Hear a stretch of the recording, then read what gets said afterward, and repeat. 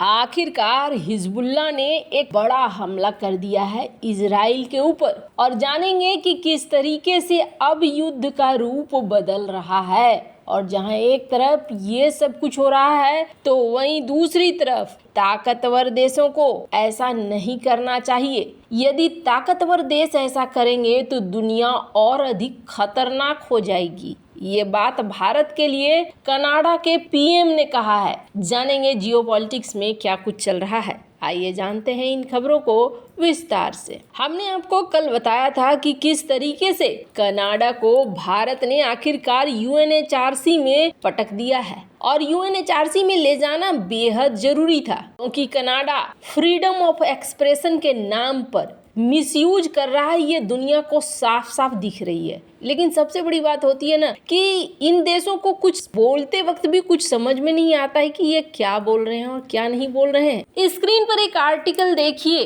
Canada के PM Justin Trudeau का कहना है अब जाकर कि कनाडा भारत से कोई फाइट नहीं करना चाहता है। कनाडा भारत के साथ रचनात्मक और पॉजिटिव तौर पर काम करने की कोशिश कर रहा है। ये कुछ ऐसा है कि जिसे हम बहुत गंभीरता से ले रहे हैं। हम सभी भागीदारों के साथ काम करना जारी रखेंगे, क्योंकि कानून प्रवर्तन और जांच एजेंसियां अपना काम करती रहेंगी। कनाडा एक ऐसा देश है जो हमेशा नियम का पालन करता है और कानून के लिए खड़ा रहता है। पीएम ट्रूडो ने आगे कहा कि हम कानून पर यकीन रखते हैं, क्योंकि यदि सख्ती से सही और गलत का फैसला होने लगा, अगर बड़े देश किसी परिणाम की चिंता किए बिना अंतर्राष्ट्रीय कानूनों का उल्लंघन करेंगे तो दुनिया सभी के लिए और अधिक खतरनाक हो जाएगी। जस्टिन ट्रूडो ने आगे कहा, हमने अंतर्राष्ट्रीय कानून और कनाडा की संप्रभुता के इस गंभीर उल्लंघन पर काम करने के लिए अमेरिका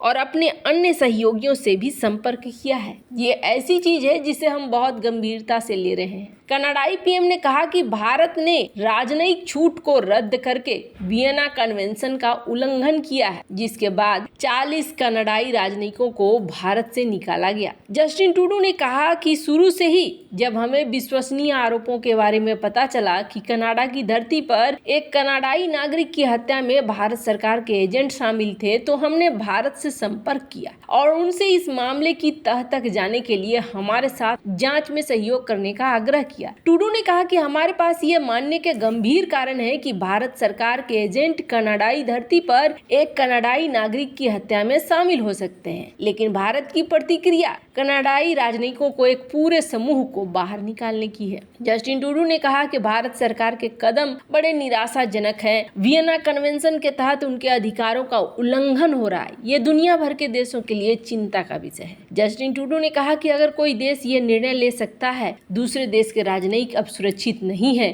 तो इससे अंतर्राष्ट्रीय संबंध खतरनाक और गंभीर हो जाते हैं। जस्टिन ट्रूडो ने आगे कहा कि यह वह लड़ाई है जो अभी करना नहीं चाहते हैं, लेकिन स्पष्ट रूप से हमेशा कानून के शासन के लिए खड़े रहेंगे, क्योंकि यही है कनाडा। खैर, जस्टिन ट्रूडो जितना ज्यादा उछलेंगे उतना ही ज्यादा फंसेंगे, ये बात तो तय है। इसलिए कि जो दलदल होता है ना, जब आप दलदल में फंस जाते हो तो जितना ज्यादा उछलोगे उतना ही ज्यादा उस दलदल में अंदर चले जाओगे। अभी यही हाल हो रहा है जस्टिन ट्रूडो का। क्यों हो रहा है तो आपको बता दूं, जस्टिन ट्रूडो एक बार कह के फंस चुके हैं। अब वो अपनी बात से नकार तो नहीं सकते हैं कि ना जी मैंने झूठ बोला था उसमें, या मैंने गलत बोला था, या मैंने गलती कर दी। एक पीएम ये बात कभी नहीं स्वीकार करेगा, पहली बात। और दूसरी बात ये कि जब आप आरोप लगा रहे हैं तो भारत यूएनएचआरसी में जा रहा है, फिर भारत एफएटीएफ में भी जाएगा। अगर कानून है तो सबके लिए समान होना चाहिए, और कानून में साफ साफ दिख रहा है कनाडा क्या कर रहा है। खैर, कनाडा के पीएम खुद अपने लिए मुश्किलों को बटोर रहे हैं। उन्हें चाहिए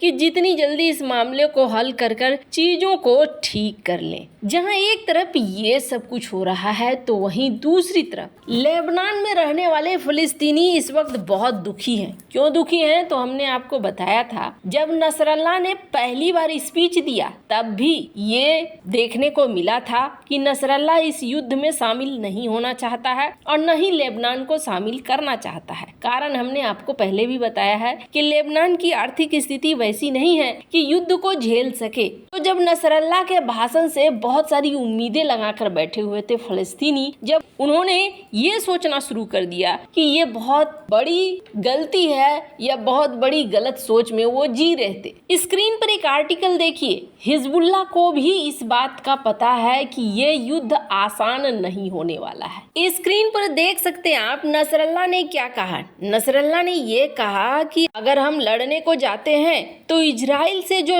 युद्ध होगा ना, ये लंबा होगा और जीत बरसों बाद मिलेगी। स्क्रीन पर इस कटिंग को देखकर आपको क्या समझ में आ रहा है? यही कि उन्होंने समझा दिया कि वो इस युद्ध में शामिल नहीं होने वाले हैं। आपको बता दें, लेबनान में करीब 2.5 लाख फलस्तीनी रहते हैं और इन फलस्तीनियों को नसरल्ला की ये बात बिल्कुल भी पसंद नहीं आई। उनका कहना है कि नसरल्ला या हिजबुल्लाह ने कोई बड़ा यहाँ पर दबाव नहीं बनाया। आपको बता दें, नसरल्ला के स्पीच देने से पहले ही 11 नवंबर की बात है, इजराइल ने एक रॉकेट लेबनान के गांव पर फायर किया था। अब स्थिति ये आ गई है कि धीरे धीरे इंटरनल प्रेशर बढ़ना शुरू हो गया और जैसे ही नसरल्ला के ऊपर या हिजबुल्लाह के ऊपर प्रेशर बढ़ना शुरू हो गया, आखिरकार हिजबुल्लाह को एक्शन में आना पड़ा और इस एक्शन में हिजबुल्लाह ने एक बड़ा वाला हमला कर दिया है और इस हमले में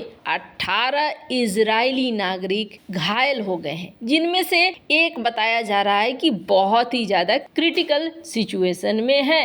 इन्होंने एंटी टैंक मिसाइल फायर किया लेबनान से और बहुत सारे व्हीकल यहाँ पर खड़े थे। इस मिसाइल स्ट्राइक में बहुत सारे व्हीकल्स को चोट लगी, जिसमें इजराइल इलेक्ट्रिक कॉरपोरेशन के एम्प्लॉई भी थे।